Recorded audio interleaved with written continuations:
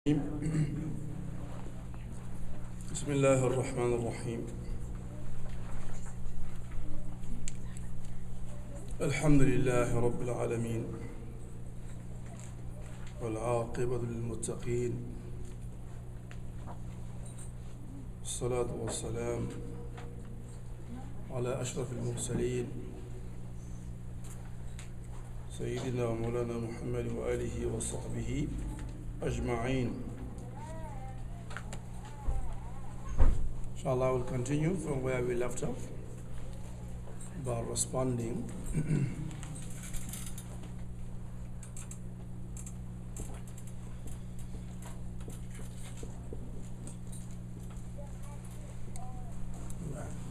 We should sit there.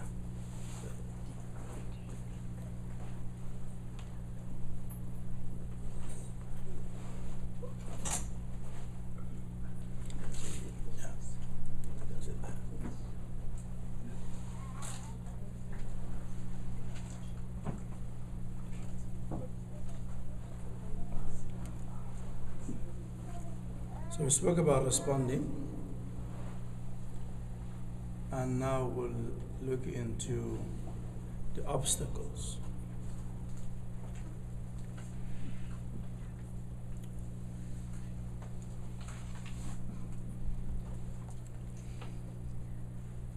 So we have explained what it takes to be a good responder,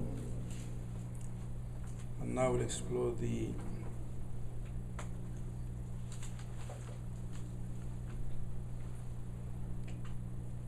problems that one encounters in becoming a good responder.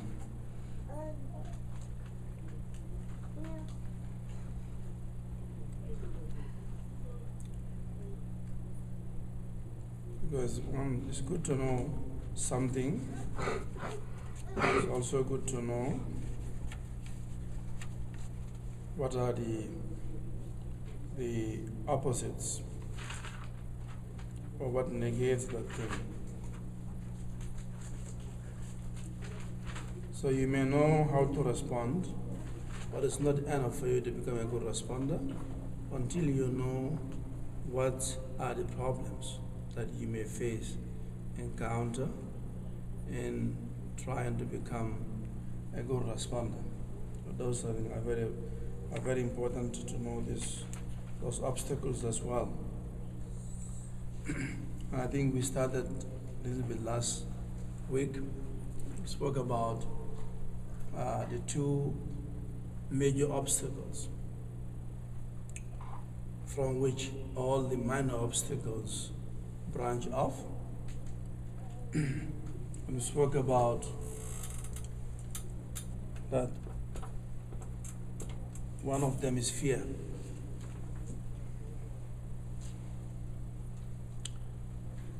That one of the main obstacles is fear.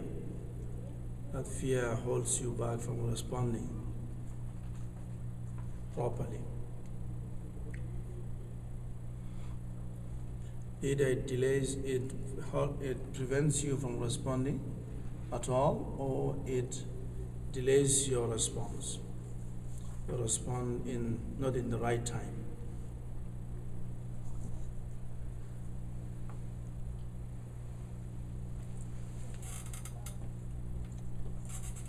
I will explain that in detail.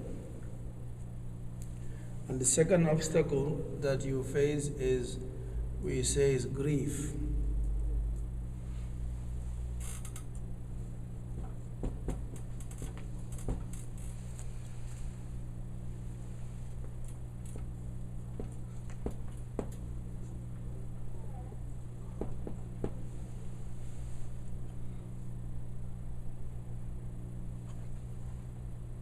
So the second obstacle is grief. So these are the two major obstacles that you will certainly face in your endeavor to become a good responder.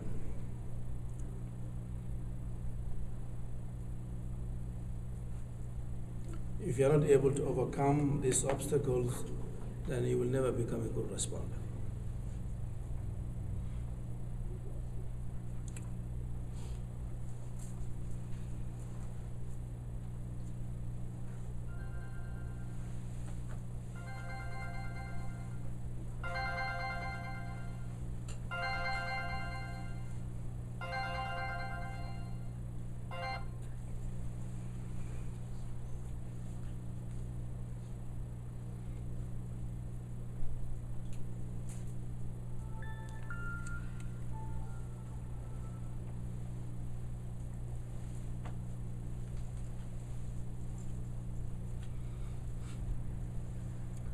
And we'll see how these two, we call it these two sicknesses that can really, how damaging it can become to one's heart if they continue to invest your heart.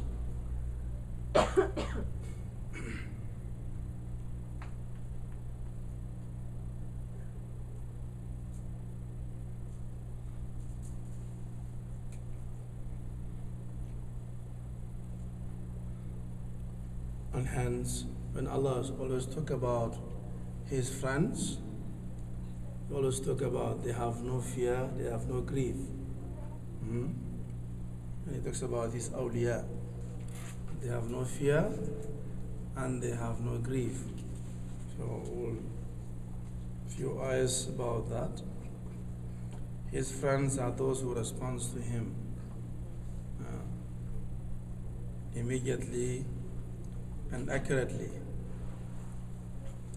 That's what amounts to becoming a wali of Allah, a friend of God. If you go to Surah 2, Yunus,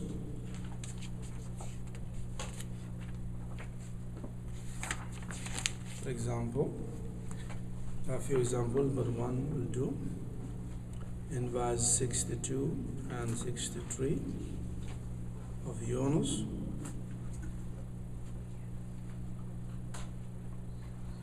ألا إن أولياء الله لا خوف عليهم ولا هم يحزنون لا خوف عليهم ولا هم يحزنون الذين آمنوا وكانوا يتقون. So ألا إن أولياء الله, that word wali is a broad category. It includes everybody from prophethood down. Anybody who belongs to God, that name can apply to. So لا خوف عليهم ولا هم يحزنون. There is no fear over them and they have no grief. They have no fear over them and nor do they grieve.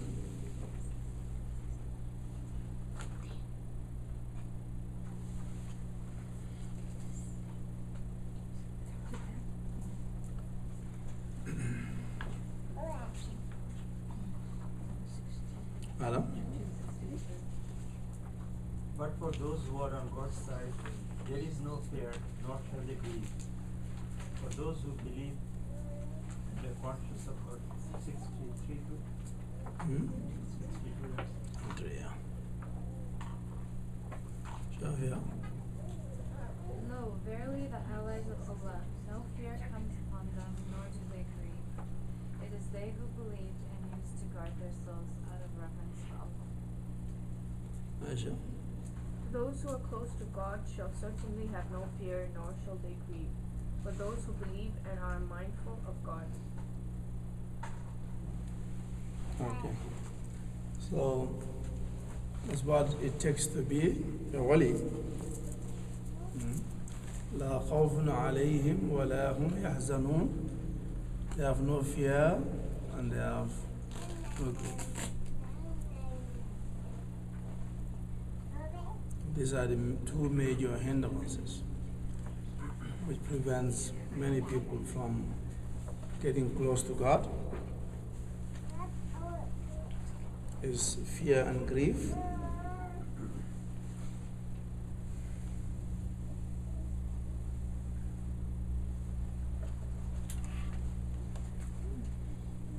That's the one who responds well.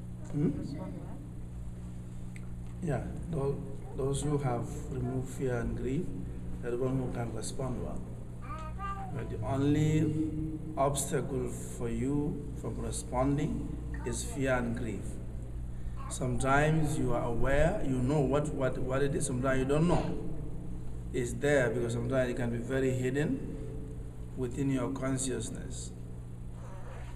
You have grief, you don't know, as we discussed thoroughly last week. It was a very thorough class, you have to watch it. I won't be able to go all over that last week class.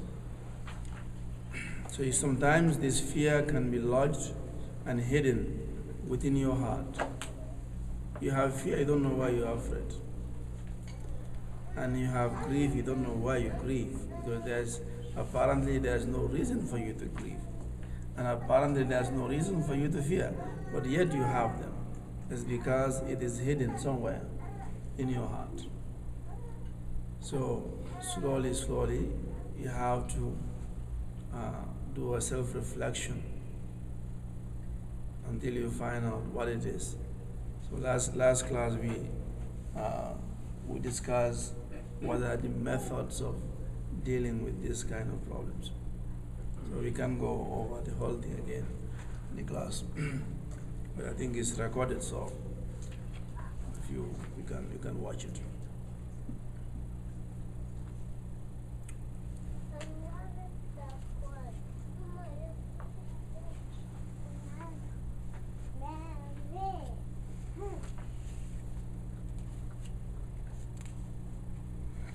And Surah Yusuf is a very good example of fear and grief, because sort of the whole story begins with those two problems, and it discusses how those problems can be overcome.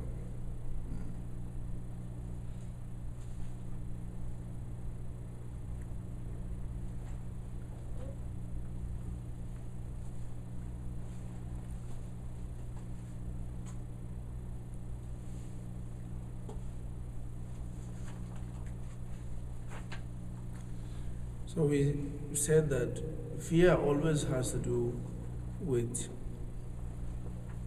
the future, and grief always has to do with the past. So that is a broad distinction that you always bear in mind. That fear always has to do with the future, which is also the unknown. Future, the unknown. And grief mainly has to do with the past.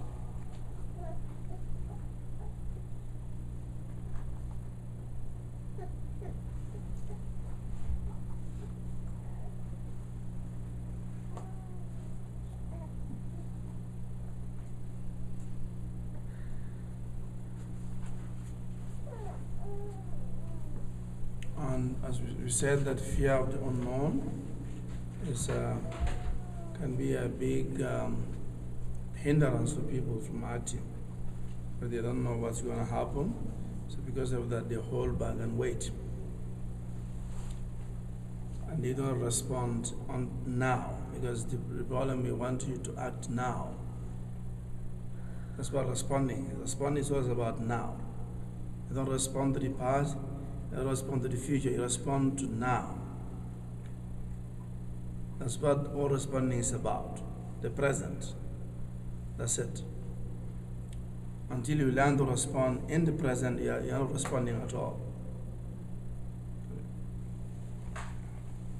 So those are the three things that you need to bear in mind: the past, the present, and the future.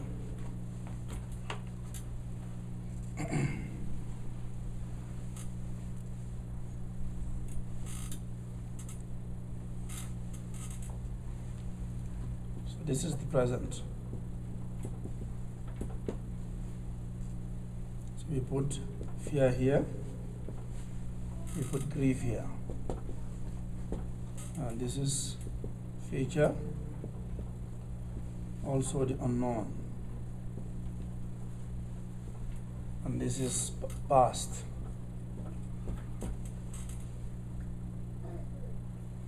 And this is the present. So responding is here. Responding in the true sense of the word. So what causes grief is, in other words, is responding to the past. So it's a wrong responding. If you respond to the past, that causes you grief. If you respond to the future, that causes you fear.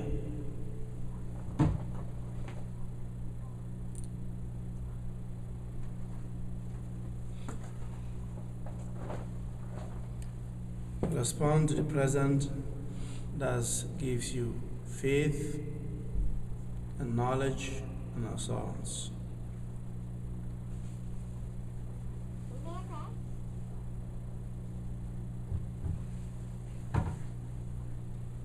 What's the other one? Faith, knowledge, and Time and faith and, and assurance. Knowledge, faith, and assurance.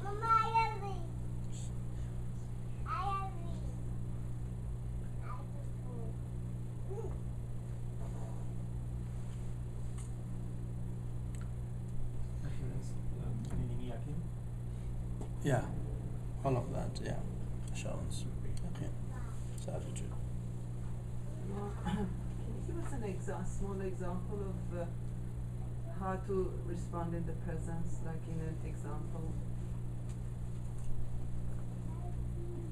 I think last class we have given abundant examples about responding in the present. That if, let's say, right now, you see that you see somebody who needs help, okay, and you can help. But because what you can help him with is something that you have calculated for something in the future. Okay. So if you refuse to help the person which needs help right now because of something that you plan in the future, you're responding in the wrong way. Yeah. So respond right now. Yeah. And in the meantime, when the other thing comes, you will respond. Okay. But holding back is you're doing a lot of harm to your own heart and your own self, right, by doing that. So you miss the opportunity of responding right now and getting the blessing without responding. So and the future is still you don't know what's going to happen anyway. Yeah, that may never happen what you plan. So you lose both opportunities very often. Yeah. And the same thing, we can have the same example for the past. I'll also hold people a lot from responding in the present. Let's say on an unfortunate experience happened to you in the past that caused you pain.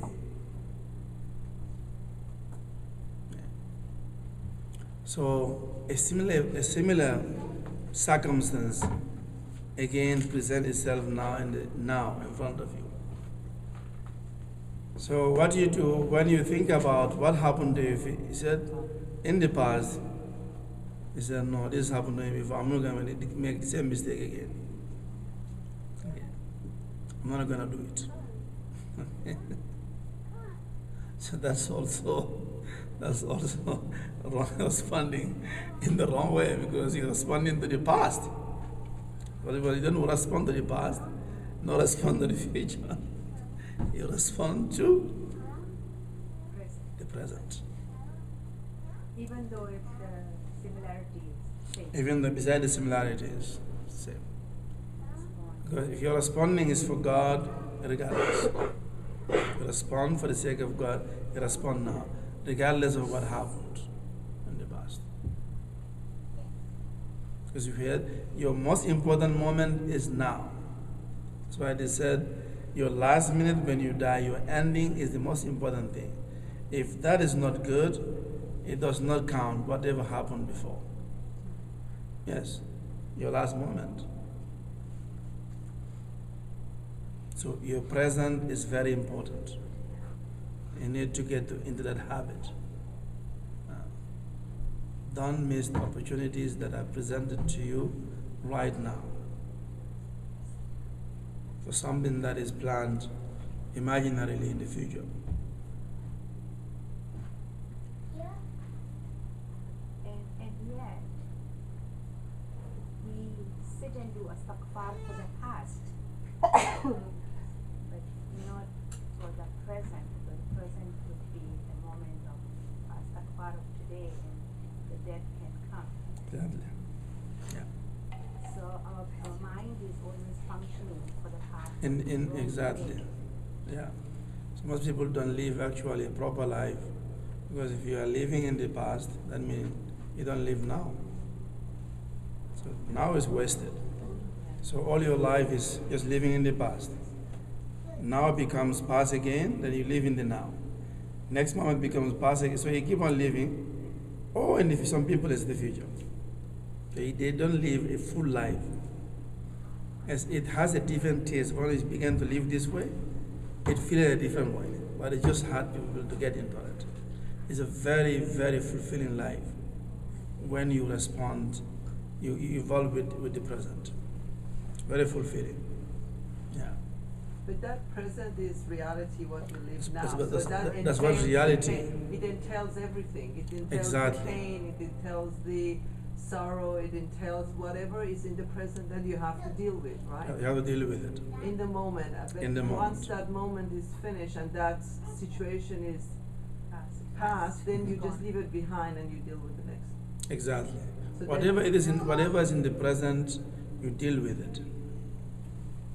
And if you deal with it as it is, there's nothing but khair. It's always good. Whether it is fear, that's what I'm talking about. There's no fear actually. There's no worry. You just have that imagination. And that holds you back. Yeah. With a grief or fear, if you act properly, it's gonna go away.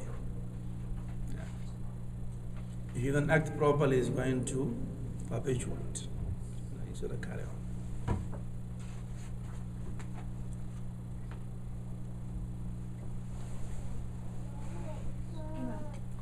Getting back to, you said you have to respond properly in your last moment because you're getting used to responding. Which is the present. Mhm. Yeah, which would be your present. So at that time, how do you want to respond, like at the last moment? No, whatever is presented to you Yeah. at that time, I got it. deal with that. Okay. Okay. Don't try to turn away from your problem now by trying to indulge in the past or trying to project yourself in. That's what we are saying. Whether it's a difficulty, it's a hard, whatever it is, face it now and get it done. Yeah. Don't let it linger because of your past or the unknown. I think this happened to me yesterday. So can I just tell Yes, you so yes. that everybody, I think this happened to me. I think I did this yesterday without realizing what I've done. Yes. So a friend of mine who's very, very fearful, you know, like obsessively fearful, you know. That's right. And so she phoned me and she had a birthday party yesterday for her 2-year-old, and then she had invited so many people, and then they're moving next week, and then it's Christmas because her husband is Austrian, and then she has to travel on the 25th. So she had already invited everybody, and she was so overwhelmed with everything in the future that she phoned me and she said, Nushin, she said, I'm canceling the birthday. And I said, great. You know, like if you're overwhelmed and you can't handle it, cancel it. It's a good thing. Yes. So she put the phone down, she phoned me again, and she said, no, it's on again. So I said, this is a younger girl, like she's about 30 years younger than it's my young friend. So I said to her, Mandana, she said, yeah. I said, you know what the problem is? I said, you are overwhelmed with so much is happening in your life in the next 10 days Yeah. that you're so overwhelmed. Yeah. Why don't you do this? Why don't you just forget about the packing and moving, about Christmas, about your travel? Those are all in the future. Just forget about it. For the next 2 days, just focus on the birthday. That's right. Don't do anything else. Let's finish this one, and then when this is finished, then we'll deal with the next one. That's right. So I said, that way it's not a burden on you anymore. It's one thing at a time. That's So right. come down to the present. That's right. So she thought for a moment and she said, okay, Nushinjun, that's what I'm going to do. So we ended up having a really nice party yesterday, you know, for a 2-year-old. And everything, like she was so happy and everything. And basically everything went well. Now she's thinking about the move at the end of the week. So I said, one thing at a time. Don't do 5 things. It's too much burden on your shoulders. Exactly. So I think that's what I did Yeah, yesterday. that's what it is. Absolutely. Yeah. No? One question is because the subject came up, so maybe just a little more. That at the end of the life, if we are doing something wrong, and I have heard or read that at the end, Shaitan tries for one last time Yeah. to deviate you. So what sort of things does he? I mean, are we facing there? I mean, the man is in extreme terror that he is dying, and so at that moment.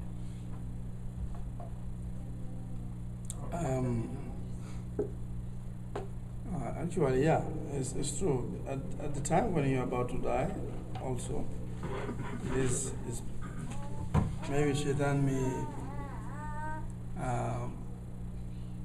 causes you, brings you things that may cause you fear, because extreme fear will cause you to not to want to die and meet Allah.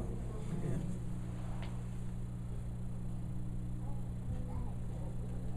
So that's one thing sometimes he brings up to you in your last moments. Your last moments are very important because they determine which way your heart goes. If your soul is going out, it depends which way it's facing. If it's facing towards God, because if you don't want to meet God, your soul will not be facing God. So when it goes out, it's going to go in the opposite direction, towards darkness and so forth. So, and your soul is also aligned by your heart. I mean, whichever way your heart is pointing, that's where your soul will live and go. Okay. So that's your direction. So either it can bring you something in your past,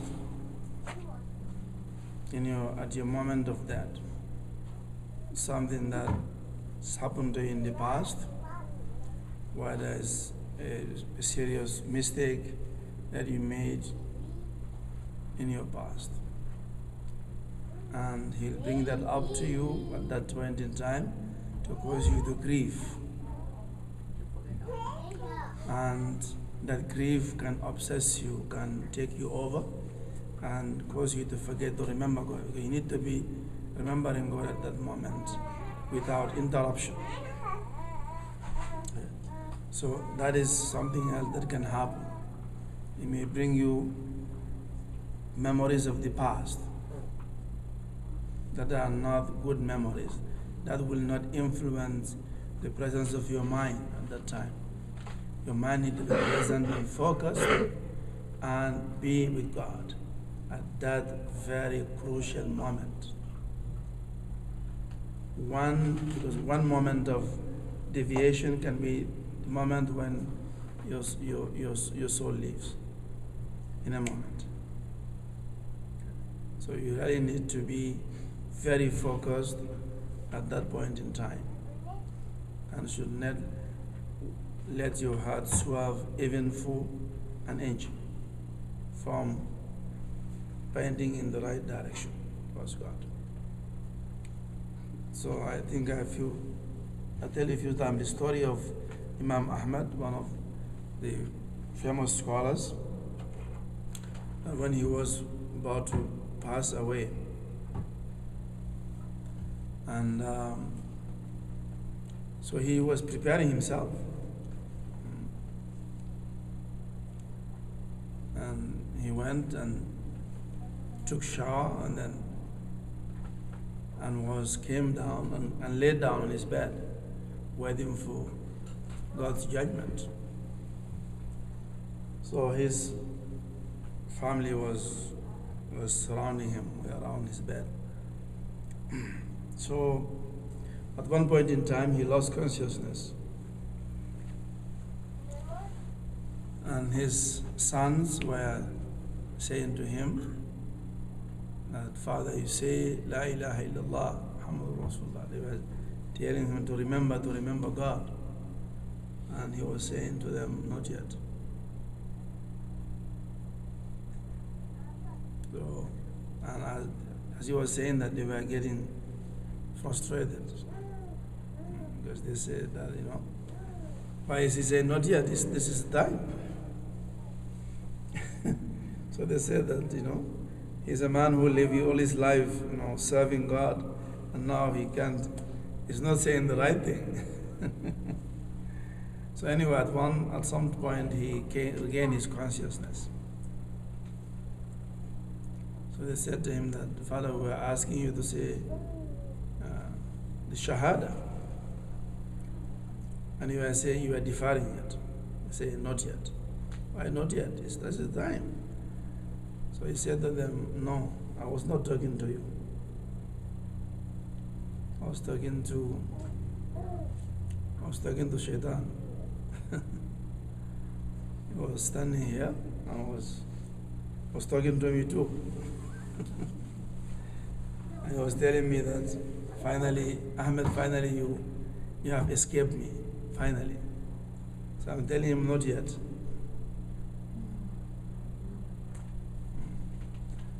So it's just some of his tricks are very subtle. Unless you have a good presence of mind, you can fall for it. So now what he was trying to do with him, because now this is his last moment, he was trying to give him a sense of pride and self-righteousness. He was trying, oh Ahmed, you're finally out of my hand, you've made it,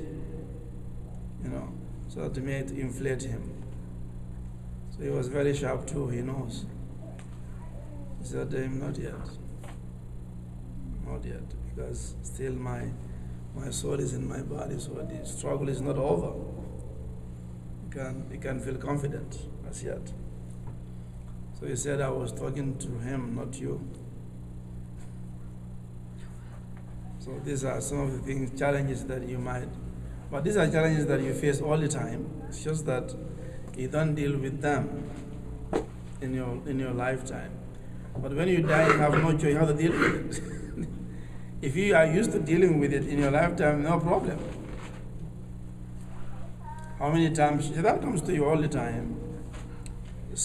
Something comes up, you need to respond. He comes and instill fear in you, you don't respond. Or he comes and instill grief in you, you don't respond.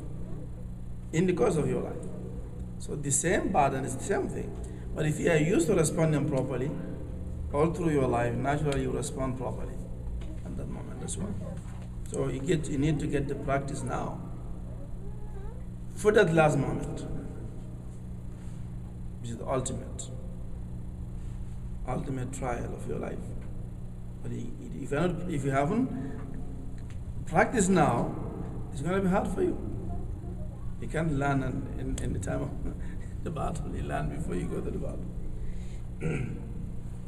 So all this is a learning process for you to overcome this problem, which is of fear and grief. That's the only tool that Shaitan controls you and prevents you from responding properly.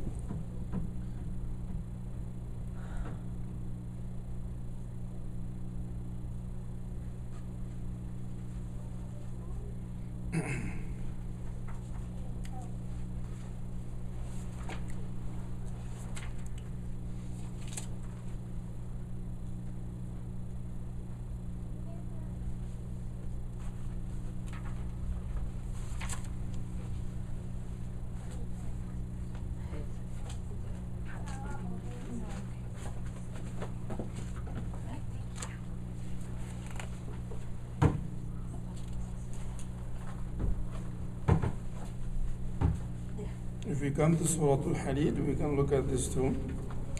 ما أصاب من مصيبة في الأرض ولا في أنفسكم إلا في كتاب من قبل أن نبرأها إن ذلك على الله يسير لكي لا تأسوا على ما فاتكم ولا تفرحوا بما آتاكم والله لا يحب كل مختال فخور.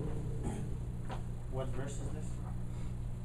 Verse 22 and 23 of Al-Hadid, the iron.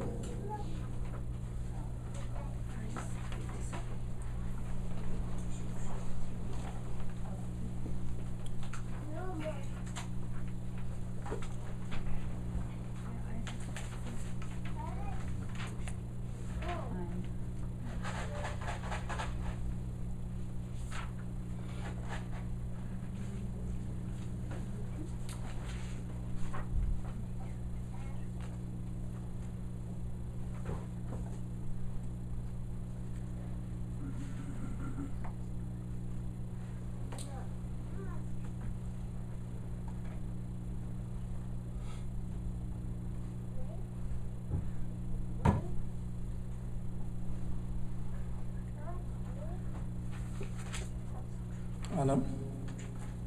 No misfortune can happen either in the earth or in yourselves that was not set down in writing before we brought it into being. That is easy for God. So you need not grieve for what you miss, or be overjoyed by what you gain. It's not over. The sentence is not completed. God does not love the conceited, the boastful. Exactly. Yeah, that's the ending. Shavia? No calamity happens in the earth nor within your souls, except that it is written in a book before we created. Verily, that is easy for Allah, so that you do not grieve over that which you fail to attain, nor exult over that which you have achieved. And Allah does not love any who is self-conceited, self-vaunting.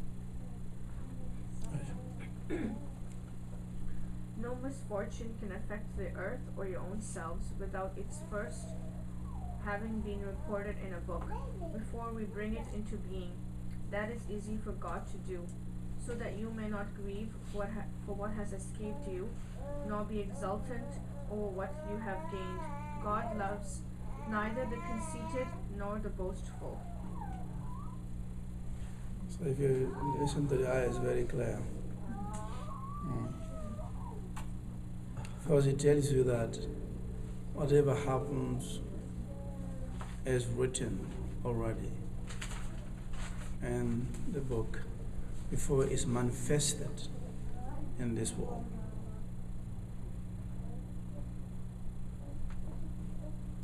لكي لا تأسوا على ما فاتكم, so that it's telling you this so that you do not grieve over what you've missed or what you've lost. ما فاتكم.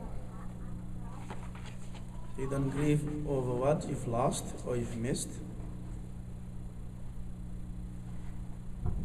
on the one hand.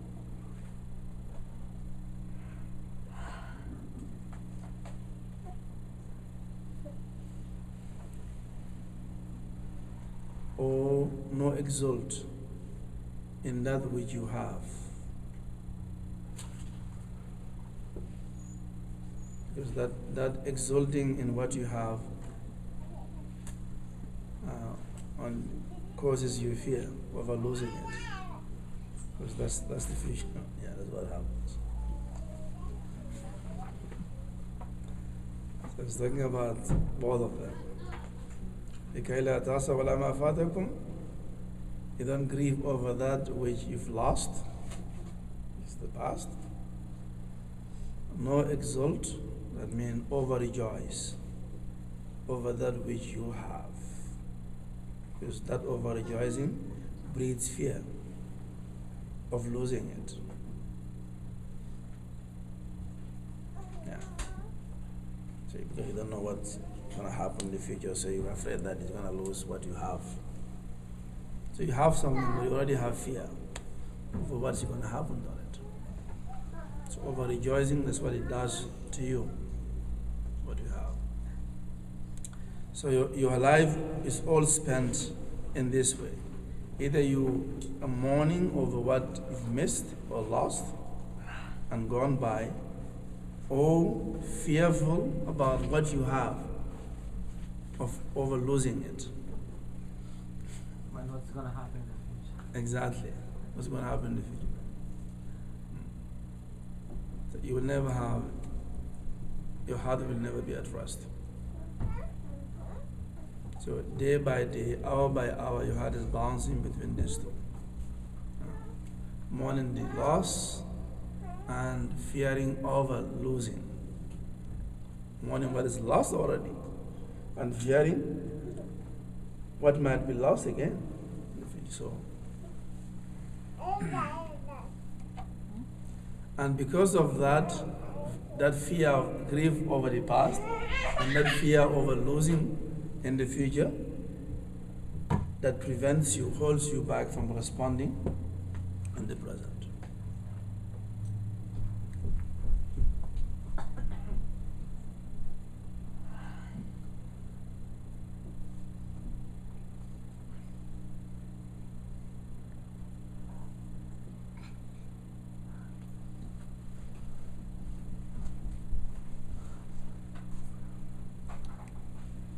So gradually what does this do to your heart? This situation. Naturally, it does have a very, very terrible effect on your heart. Very.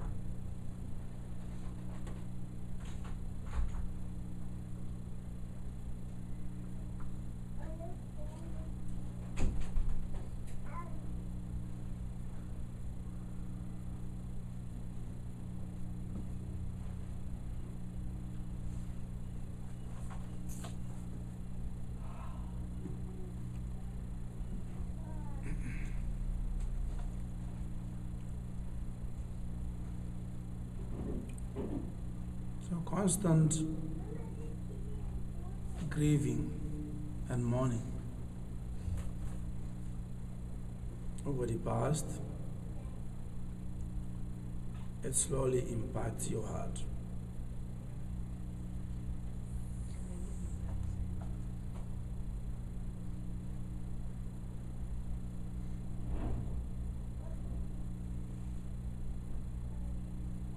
And as time goes by,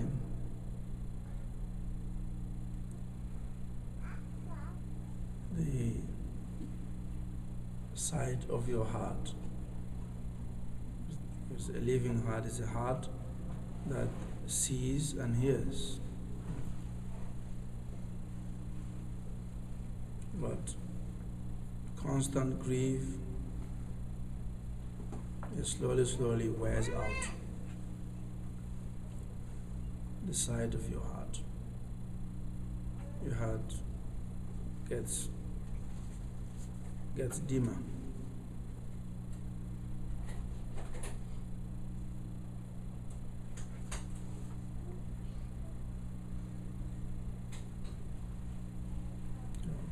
So the sight of your heart diminishes gradually.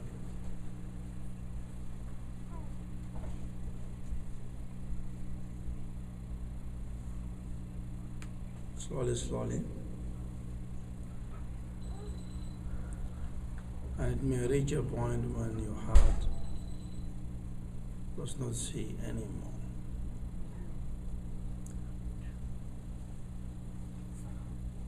There is a saying in Hindi, Jinda Jagta Lahas, right? Jinda Jagta Lahas.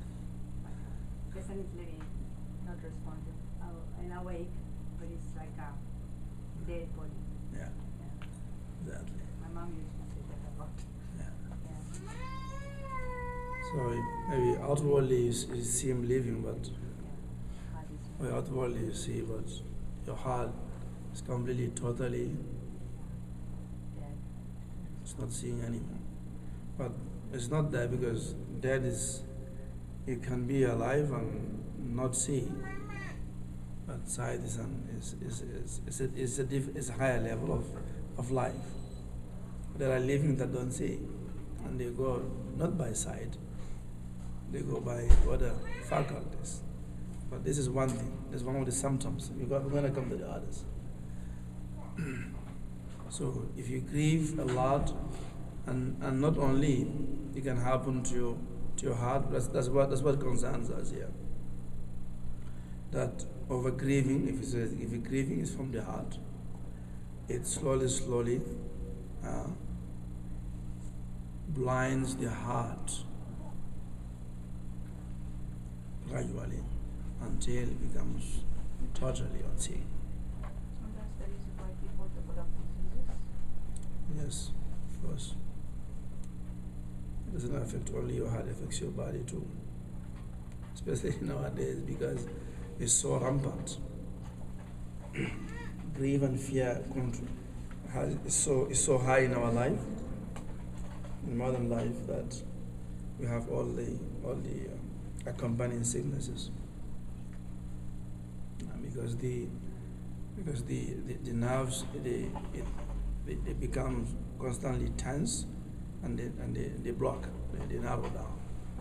Because if you are tense all the time, either through fear or grief, so your body, it affects your body.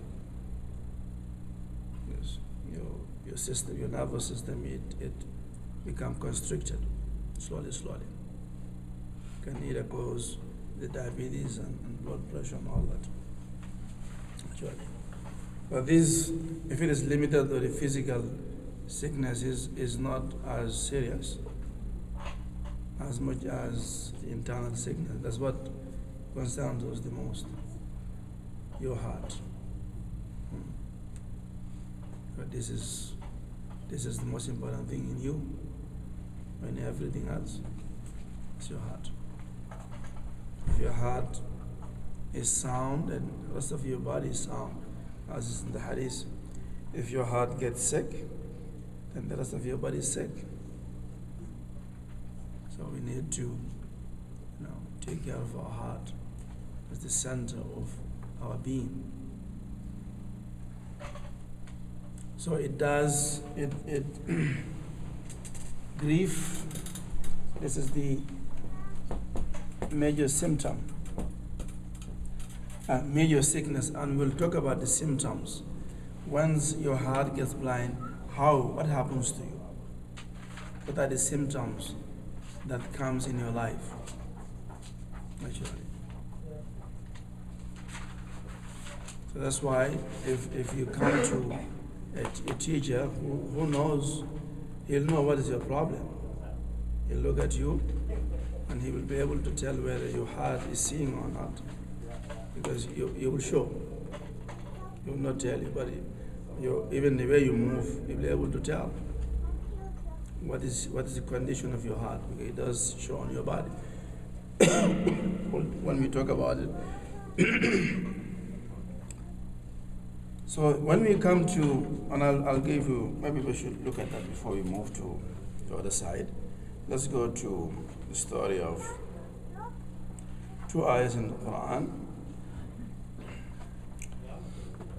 First I'll look at the one in Hajj, then I'll go to the story of Sayyidina Yaqub. We go to Hajj first. In verse 46.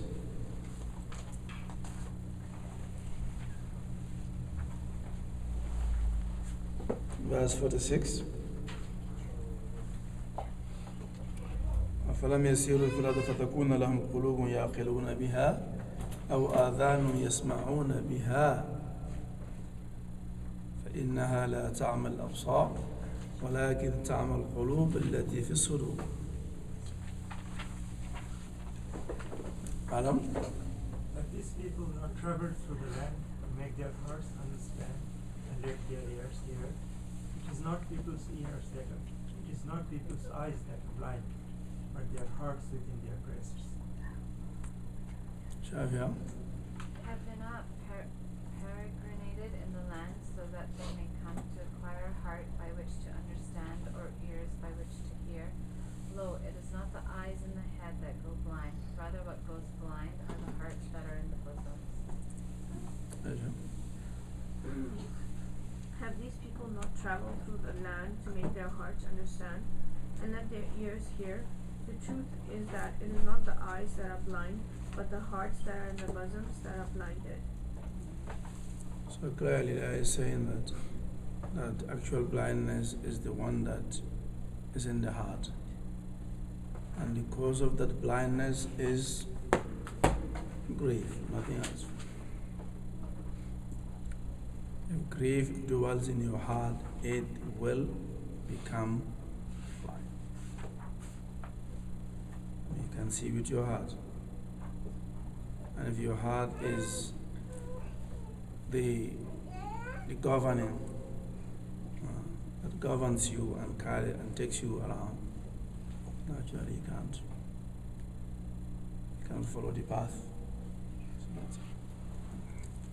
So let's look at this story just to show you the connection between grief and Surah Yusuf. Surah Yusuf.